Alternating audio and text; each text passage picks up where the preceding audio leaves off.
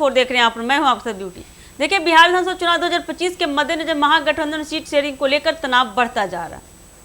राज्य में शुक्रवार से नामांकन प्रक्रिया शुरू हो गई है, लेकिन ना तो सत्तारूढ़ एनडीए और ना ही महागठबंधन यानी कि इंडिया गठबंधन अपने घटक दलों के बीच सीटों के बंटवारे पर अंतिम निर्णय ले पाए हैं। महागठबंधन में इस समय झारखंड मुक्ति मोर्चा यानी कि जेएमएम की बढ़ी हुई मांग ने नए विवाद को जन्म दे दिया है। जेएमएम ने बिहार में कम से कम 12 विधानसभा सीटों पर अपने उम्मीदवार उतारने की इच्छा जताई है।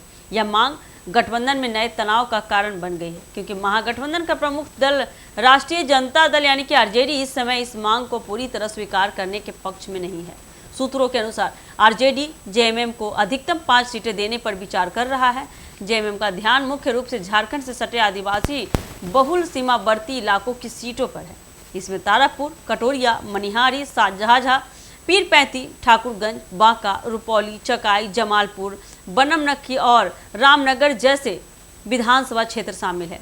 इन इलाकों में जेएमएम को अपनी राजनीतिक पकड़ मजबूत करने का भरोसा है और पार्टी को लगता है कि यहां से उसके उम्मीदवारों को सफलता मिलने की संभावनाएं काफ़ी ज़्यादा अधिक है।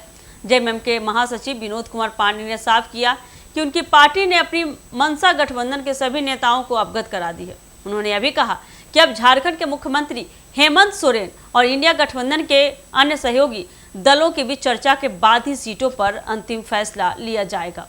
पांडे ने उम्मीद जताई कि अगले 2 दिनों में सीट बंटवारे को लेकर सहमति बन जाएगी।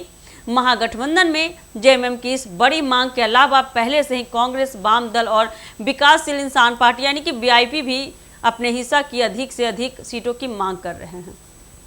कांग्रेस अपने परंपरागत क्षेत्रों में अधिक से अधिक उम्मीदवार उतारने की कोशिश कर रही है, जबकि वाम दल और वीआईपी भी छोटे लेकिन रणनीतिक रूप से देखा जाए तो महत्वपूर्ण सीटों पर अपने दावेदारी पेश कर रहे हैं। इस वजह से गठबंधन में खींचतान बढ़ रही है और अभी तक किसी भी दल ने अपने उम्मीदवारों की सूची सार्वजनिक नहीं की है।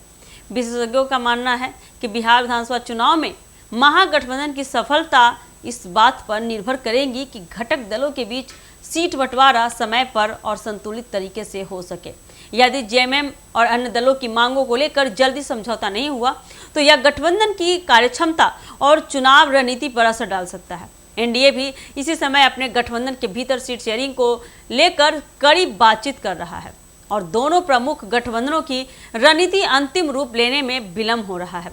राजनीतिक विश्लेषकों के अनुसार महागठबंधन में यह खींचतान इसलिए भी गंभीर मानी जा रही है क्योंकि जेएमएम का दायरा मुख्य रूप से आदिवासी बहुल इलाकों तक सीमित है, जबकि आरजेडी और कांग्रेस को अपनी पारंपरिक सीटों पर ध्यान रखना है। यदि गठबंधन के भीतर संतुलन नहीं बना तो यह चुनावी रणनीति पर भी प्रभाव डाल सकता है। इस समय महागठबंधन के नेताओं की बैठकें और वार्ताएं तेज गति से चल रही है ताकि नामांकन प्रक्रिया में विलंब ना हो और गठबंधन समय रहते अपने उम्मीदवारों की घोषणा कर सके।